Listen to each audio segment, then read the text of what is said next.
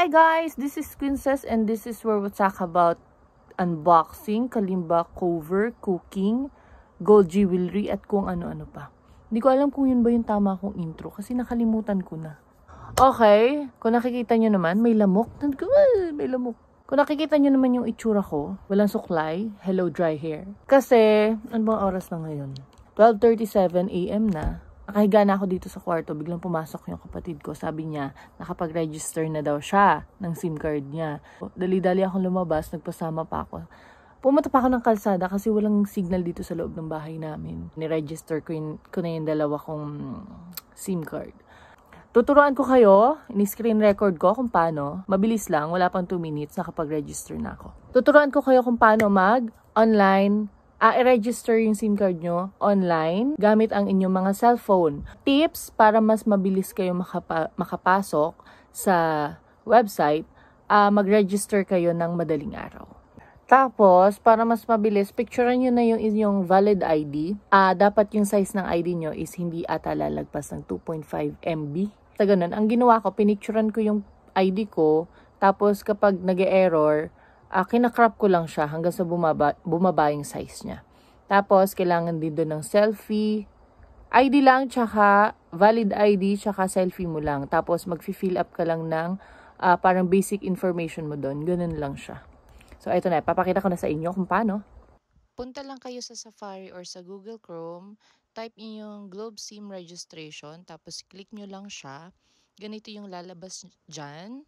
Tapos, scroll steps to register, list of accepted ID. Click nyo yung katabi niya, yung register here. Ipapasok nyo dyan yung inyong mobile number. Click register.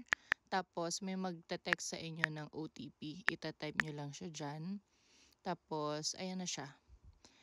Ilalagay mo dyan ang iyong basic information.